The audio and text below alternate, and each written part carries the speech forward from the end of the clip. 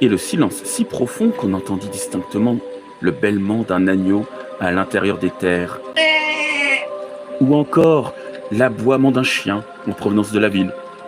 Je viens de la ville. Je sais pas ce que ça va donner à la lecture ASMR de Jules Verne. Hein. Bonjour, bonjour, bonjour. Bienvenue, bienvenue pour votre moment de lecture ASMR. Chapitre 28, dans lequel Passepartout ne put parvenir à faire étendre le langage de la raison. Non. Je vais lire normalement. Suite et fin de la lecture de... Non, c'est pas Dracula. Non, monsieur le comte, c'est fini. Monsieur le comte, s'il vous plaît, quittez cette pièce immédiatement.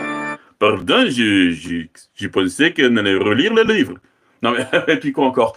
Non, c'est Phileas Fogg ce soir. Phileas Fogg, c'est ça. Voilà. Suite et fin de la lecture du Tour du monde en 80 jours. Je suis Phileas Fogg. Nous sommes arrivés. Arrivés, en effet, à cette station qui, par des trains nombreux, est quotidiennement en communication avec l'Est des États-Unis.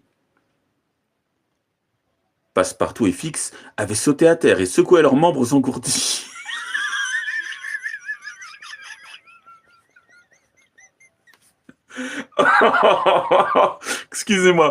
Excusez-moi, c'est moi qui ai l'esprit mal placé. Non, c'est la phrase authentique. Je vous jure que c'est la phrase authentique. Excusez-moi, c'est moi qui ai des mauvaises pensées. Donc, quand enfin Passepartout se trouvait trop malheureux d'être seul, il frappait à la porte de Miss Aouda. Il entrait dans sa chambre. Mais je vous ai pas dit d'entrer. Il entrait dans sa chambre et il s'asseyait dans un coin, sans mot dire. Et il regardait la femme, toujours pensive. Vers 7h30 du soir, Monsieur Fogg fit demander à Mrs. Aouda si elle pouvait le recevoir.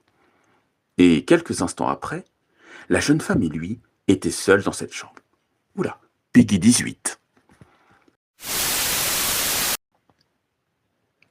Le vaste salon du club était tranquille.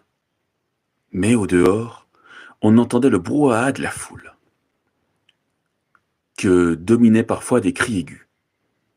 Le balancier de l'horloge battait la seconde avec une régularité mathématique.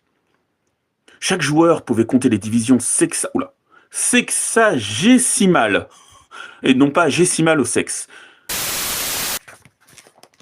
Plus qu'une minute, et le pari serait gagné. Andrew Stuart et ses collègues ne jouaient plus.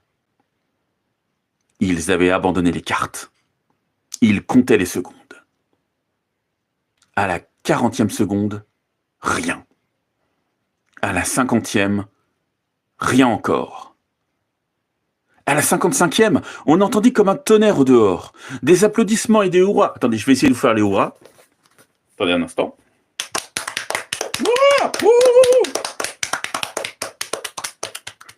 D'où l'avantage d'avoir un gros bide.